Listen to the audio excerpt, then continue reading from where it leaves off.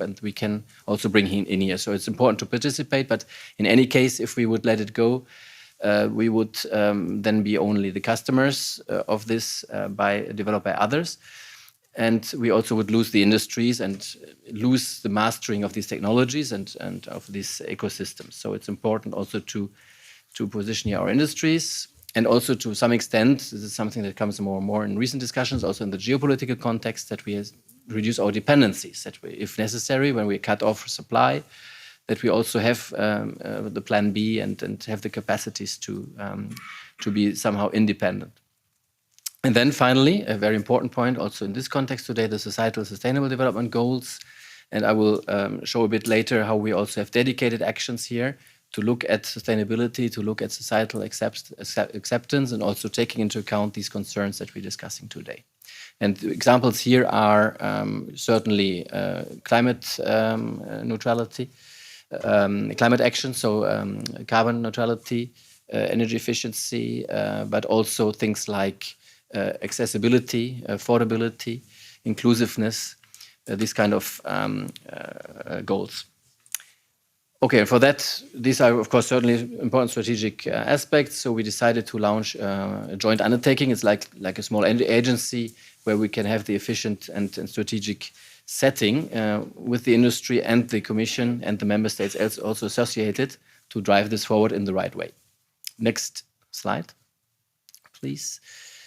Yeah, so 6G research has started already some years ago under this so-called 5G partnership that we had before, PPP, where this HEXA-X flagship that you also mentioned, where you want maybe to hear a bit more about. It's this flagship project where the main thinkers in the moment are sitting together and think about the concept, what 6G could be and what it could bring and what technologies could be the enablers. And also some more specific projects that are looking in specific technology blocks. Yeah, that was the first phase, and now we're scaling that up with the first call now with 250 million, with 35 new projects that has been launched. This 900 million that were mentioned before, it's indeed research and development money that's coming from the public sector, from the Commission, over the 7 years, over this financial period. It's when you look at the inflation and the prices, it's basically the same level as we have also invested in the last years here. But there are also many national level programs like Germany, France, Spain, investing more here because than before, because they see this as strategic and more important than before. Okay, we can move to the next one so that you see a bit also what is the vision and what is being done here. Yeah, maybe also here to show you a bit what is the thinking, the context thinking here. So we have these drivers that you see on the left, with the context we're living in. And of course, the Green Deal, as I mentioned before, is one of the important drivers here. And then you have the expected results, where you have also this KPI means key performance indicator. So you want to deliver like shorter response times, faster services, but also so-called key value indicators, where we look more at the values. For example, energy efficiency could be one, or inclusiveness, or other important indicators also from a societal perspective. And then you have the enablers, more the technology that is can bring the basis, that we're now looking at what could be possible in the next 7-10 years. And then what kind of services, we don't know the services today, what is there 2030. But we can think in categories. We can think what these technology frontiers that we are now pushing, what could that then deliver in terms of services that can be useful and interesting. Next one. So just some examples of these categories. So we have, okay, COVID was mentioned, teams at home. We know that from our kids and during the pandemic. Telepresence, I don't think that we will still see ourselves looking at these Teams screens. So we hopefully by 2030 have something a bit more authentic and more presence, that we are also digitally can have maybe body language, which we lose completely nowadays when we look at these Teams calls. So that's certainly one area where we can imagine how we could experience that in 2030 or beyond. Then industrial production is important, like having safe robots that are connected and can be synchronized, and then also more and more be so reliable that they can even work with humans. So that's called cooperative robots, like cobots. That's the next step on industrial connectivity. And you see other examples here, like massive twinning, where you can also have services based on information that we can collect on the environment, that we can then also build a twin of the Earth, basically, and where it's useful, and have also then a very important environmental applications that are very positive. Next slide. So that's just to give you a flavor of what is with the use case, what people think about as background, and then looking at the technologies that could enable that. I don't dive now into these KPIs. Mr. Fournier already showed a bit what are these roadmaps when you want to go with the response times to microseconds and seconds, so that we have the response of the network faster and faster, and then also the data rates that are, of course, going up in terms of capacity and also in terms of speeds of future applications. But what is also important, as I mentioned before, these KVIs, and this might be interesting for you to see here. We have these two sides coming back to the cost benefit that we just discussed. So 6G forced sustainability. So what can 6G and of course also already now 5G do for having benefits in the sectors? Think about transport and energy, where we can cut actually the consumption of around 20% and be much more efficient. And then on the other side, sustainable 6G. So let's design 6G in a way that it is indeed sustainable, and also look at EMF criteria. So we can call it EMF aware networks, where you can say we have these rules that were just mentioned, and that the network is indeed aware of these rules, and we can also then deploy a network that fits and that is not have no risk that exceeds them or is inefficient and exposes people more than necessary. So this is certainly something that went through to the researchers and to the companies, that they certainly know that this is an important topic and needs to be addressed as well. Just some examples on what these KVIs could also deliver here. Pardon, Monsieur Stuckmann, il va falloir... I think I'm almost ready. Apologies, Mr. Stuckmann, but I think that... You know that, okay, 2030, we're thinking that there will be first services based on 6G that we can imagine. So now it's about building the technologies and standardizing them in the next few years. That's probably enough for that one. Okay, maybe next slide is to sum up, but then I'm silent and I'm happy to respond to your questions. Merci beaucoup. Eh bien, je vais passer la... Thank you very much. I will now leave the floor to my colleague, Ivan. Ivan, you have the floor. Okay, we are at the second session for the questions. Do you have any questions? Please, introduce yourself and ask your question, please. All right, thank you. Can you hear me? So I'm Miguel Coma. I'm an engineer in telecommunications from Belgium, and I've been studying 5G technology in particular the last years and its applications. And my questions are regarding your presentation. You mentioned that 5G everywhere should be one of the objectives. While on the other hand, we have seen that from Mr. Fournier that they have studied that the industry needs are quite different from the individual's needs from society. So my question is, why deploying 5G everywhere while you could perfectly have it just limited to the industries that need it? That's one question. My second question is about why putting the norms, the exposure norms of the people always higher with each generation, while the ICNIP norms are always the same for about 20 years. We've seen in several countries like Belgium that norms are raised every time, and we have very recently seen raising the norms. While in countries like Switzerland, we have seen 5G deployments without any change in the norms. That's my second question. And then Maybe a third question, why couldn't we have a more consistent connectivity?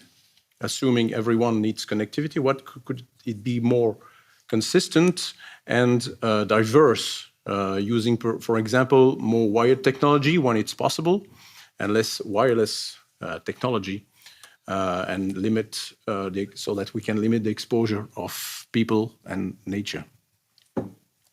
Thank you very much. Please. No, very good questions. Many thanks. So very interesting. So yeah, 5G everywhere. Sometimes in policy, things are a bit simplified. So it's a nice slogan, 5G everywhere. It came a bit through the pandemic that we had first the 5G target to say cities and transport paths, a bit more targeted. And now, especially then in the pandemic, we say, okay, if we do policy now, everyone has to benefit. And we also want to cover, well, of course, there's a bit these debates, even in the countryside, some want connectivity, some certainly don't want. And we have seen then, of course, the risks and why people want to keep also white zones. That's an interesting point. So, yeah, that's, I think it's, reality is that we won't see the full 5G with all the features. That would be much too expensive everywhere. So we will have a basic coverage that is, wherever you have a 4G base station, you can upgrade to 5G without having too much more exposure or new antennas built, you know, so that's we will see happening. And then you will, as you said, have that consistency to say that in Europe we also don't have this kind of top-down government that would say, we want now to see these antennas everywhere. That's sometimes happening, for example, in China, where the government says, okay, you do this now, the operators have to follow. While here it's more market-based. So if no operator would deploy this kind of expensive technology everywhere where it's not needed. So it's always a bit of the balance also by the market itself, that it will be deployed there where it's important. Yeah, then maybe to conclude on this consistent connectivity that relates to that, I think that's certainly a good point. Also thinking about indoor, where we have low power possibilities, then having very high power from outside into the buildings, for example. That's an example where it's much more reasonable to, well, using cables, or if people want Wi-Fi and adapted deployments indoors, so that the overall exposure is lower. So that's certainly a good point. Sometimes some business models play a bit against that, and we have, of course, then to see how much we want to regulate. If you tell the people that want to also have customers as mobile operator, also reach customers that are indoors, they want to have the signal high enough so that they can reach them. To forbid them to do so is not so easy, because then you would really intervene in the market and regulate that. So it's then a bit, you can see the competitive dynamics between the fixed operator that has the Wi-Fi and the mobile operator outside, and how is this mechanism. So, but an interesting point that is certainly relevant. And then the norms, when we see the norms going down, of course, I mentioned the European recommended norms, especially on the frequencies that Mr. Voss was mentioning. We are rather confident that in these frequencies we have quite a lot of experience, that the effects that were described here, if you're under the norms, are not a problem. But of course, I'm not the expert, and I accept that some people here disagree. But if we would say that these limits are there, they are revised now, and also for the new frequencies, let's say they correspond to the scientific level, then we would not necessarily see that there's a justification to go much lower than those. And Belgium and some other member states had very, very low ones, and saw that then operators have difficulties to build a decent network with these very strict limits. So that might have been the reasons why regulators reviewed that and say, okay, we have confidence in this safeguard limit at European level, and we can go a bit higher with our national limits. They always have to be lower than the European ones, so that's for sure.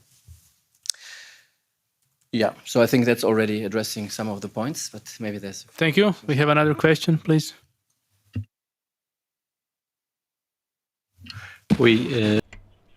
Yes. First of all, there is a contradiction in what I heard, because a phone mobile network can work with limitations that are even lower to what was written in my proposal, because I suggested 0.6 volt per meter. We could work even with values that are way lower than what I had suggested, up to 0.2 volt per meter. And then another remark, constructive criticism maybe, because you talked about Wi-Fi. In my report back in 2011, I insisted on studying and promoting research on alternative methods. Some research were carried out, but they were not supported by public funding. And back then, we talked about alternatives indoors, in offices, in schools, in institutions like this one. Alternatives based on other technology, visible lights, ultraviolet light. These are other technologies, and so why wouldn't we invest in this research, at least for indoor and especially for schools, rather than exposing our children to Wi-Fi that is highly problematic for young people and children? And then another remark, and I must say I am quite appalled, and it's a question: do you think that the representative of the European Commission, what's his name, Mr. Le Breton, I think, yes? Do these people are aware of British literature of the 50s? Two novels were published, 1984, and the other one is called Brave New World. And what the Commission want to suggest for the 10 following years is exactly that. It is a society that I do not want.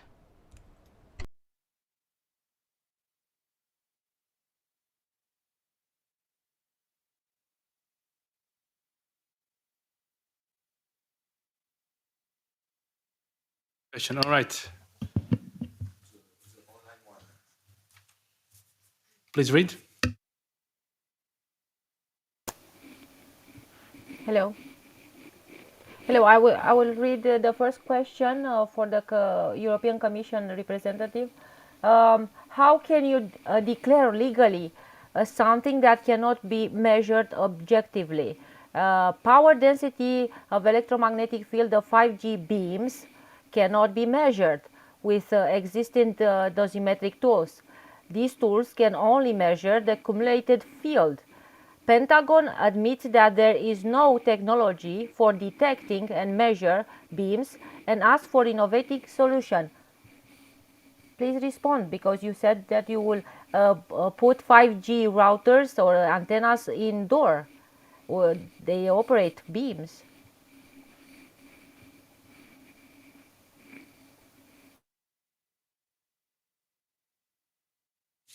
Yeah, so here we come a bit to more specific questions to the health effects, which I'm, of course, not the expert. So certainly I was not proposing necessarily 5G indoors. There could also be a cable-based or whatever. I just wanted to explain that we could also benefit from technologies where you don't have to have high power outside to go indoors with the field strength. And yeah, so this measurement is an interesting one. So I think there certainly we need also some more studies to understand if we really go for this beamforming. The advantages, of course, in beamforming, that as we've seen on the slide from Mr. Fournier before, that we don't transmit everywhere. So in principle, we're silent and only beam in that direction that is relevant. But then, of course, with these new technologies, we also need a new data to judge if there would be any effect. But maybe, Christos, you have been looking at that also with the team before on the measurement. Can we say something on that? Or measurement methodology for the beamforming, MIMO? Yes, thanks a lot, Peter. Just to mention that our services are applying the precautionary principle for the deployment of small cells, for example, which should become the backbone of high capacity 5G infrastructure. So for that reason, on the Commission implementing regulation on a permit exempt deployment regime for small cells adopted in July 2020. The emission power is very low, and at the same time we excluded the MIMO beforming systems, because the relevant standard, which was the 62232 standard of 2017, did not cover the MIMO beforming systems. But now it has been reviewed. Now we have the new standard, which is the 62232 of 2023, recently adopted, which has all includes all the methods to measure the MIMO and beforming systems. So at this stage, we can say that we have in front of us all the relevant methods and to measure the MIMO and beforming systems.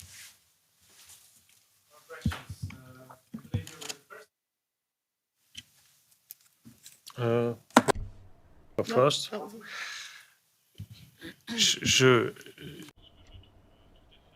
So what I think is quite incredible when I listen to Mr. Hus is that you have massively invested in 5G development and deployment, and I think that everyone here is really interested to understand that here, on a strictly metric system, we are only talking about millimetric 5G. I'm not talking about 4G plus. Nowadays, you are unable to measure the level of exposition of millimetric wavelengths. And I see you disagreeing with me, but in a way, millimetric 5G means the cohabitation between 3G, 4G, and 5G. And in order to achieve that, we should be able to measure the impacts. And secondly, we should have two different indicators for the 3G, 4G antennas, SAR, and then for millimetric 5G power density indicators. And so I would like to remind for everyone here, and I'm sorry to be technical because these are very technical topics, I'm sorry to remind you that today on a metric system you cannot properly assess the 5G exposure. Comme Monsieur dit que ça devient très As we just said, this is becoming quite technical and we're not experts, but as you have understood, things evolve over time. As of now, as I said, we do not have a massive deployment of this frequency, so we are not yet in a scenario where this has been deployed everywhere. And the regulations that have been mentioned are always revised and adapted based on all the new pieces of information that we receive. I would be very happy to choose all of you, but okay, should you choose? Yeah, you are the moderator. All right, you were the next one, so please.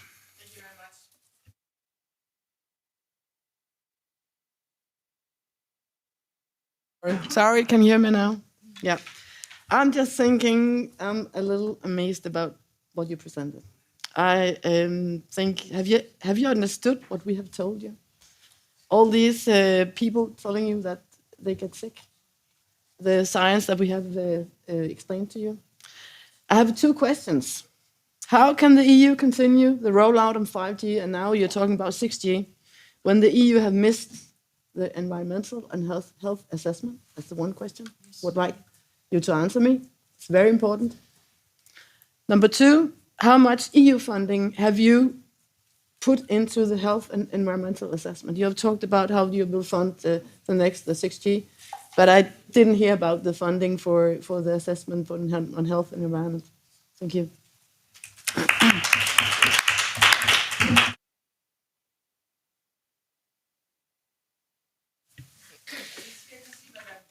Yeah, okay. Non, je me substitue pas à Peter. So I do not want to take Peter's place to answer, but I wanted to know, despite the European questions, because we talked about the problem of signature in Romania. So I wanted to ask, do you think there is a lot of enthusiasm when it comes to the European initiative in the different countries at the national level? This was my question. Thank you.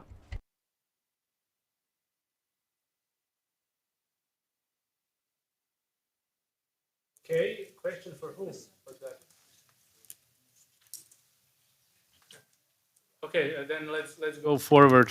I can reply to the question here, but Chiara wanted to here on the experience, right? J'avais plusieurs questions, mais je pense que le temps est limité. Donc. I had a number of questions, but I think that we're running out of time and the interpreters need to go.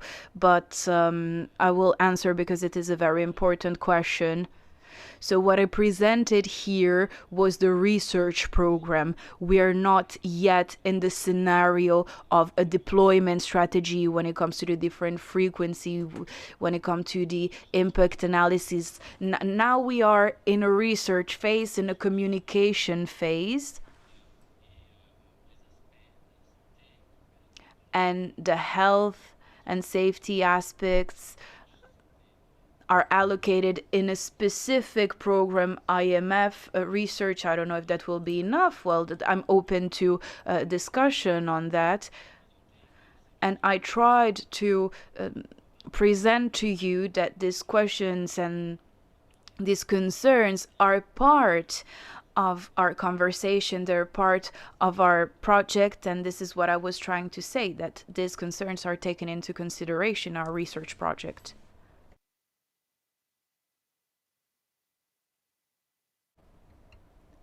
The interpreter apologizes, but the microphone is off. So I will conclude because we have gone over by 30 minutes, and thank you very much to our interpreters. So I would like to give you a few messages when it comes to the Commission. First message, first piece of information. You said we will invest 900 million euros between 2021 and 2027 for 6G on research.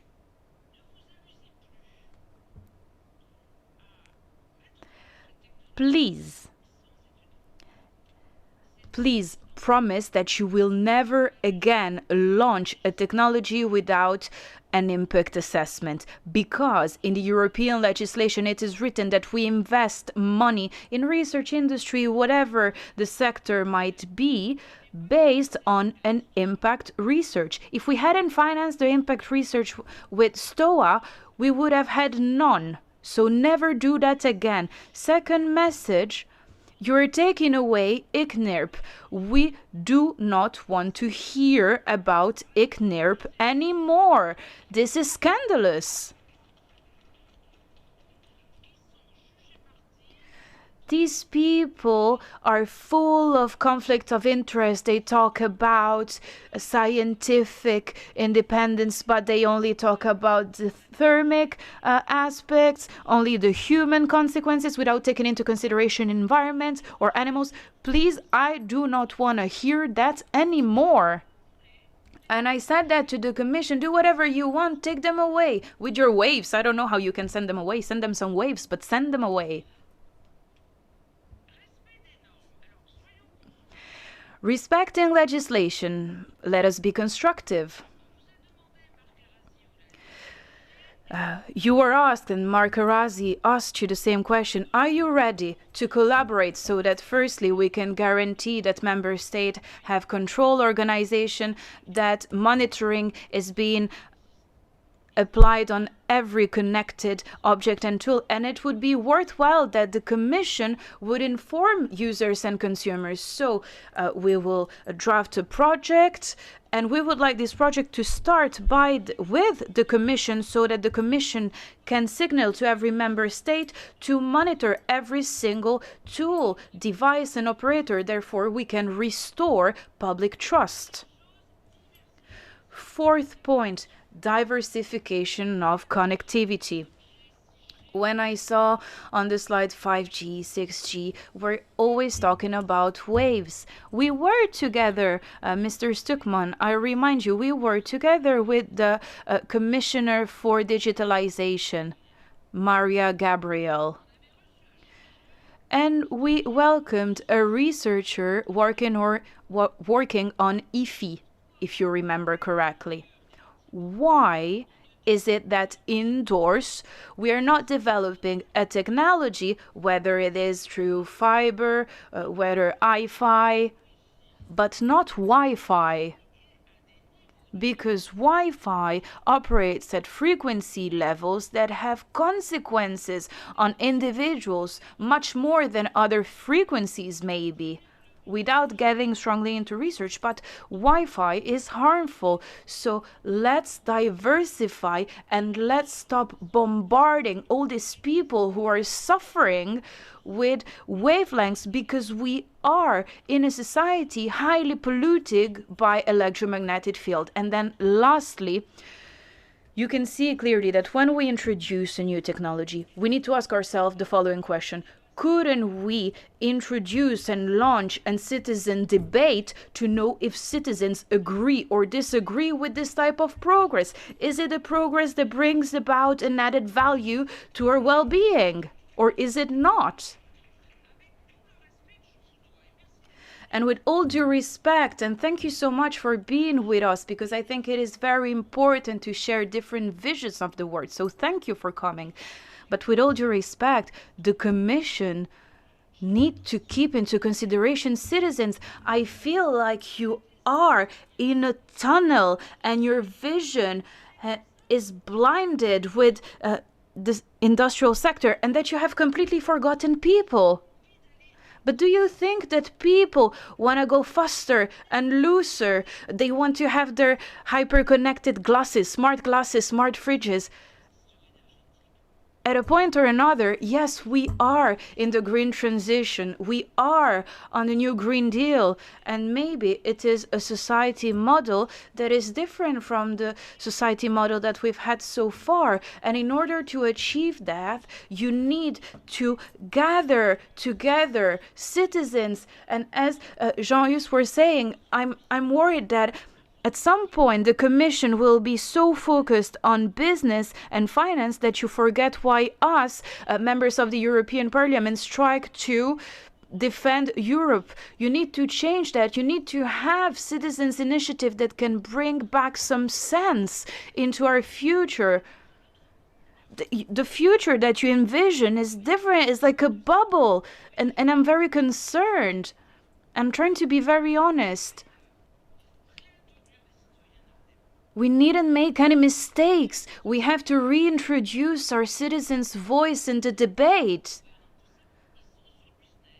Because at the European level, at the national level, everyone is so focused on business, on money. And we have built Europe based on people, based on peace, based on well-being, based on the future. So this is a philosophical question that I just wanted to share with you. Thank you.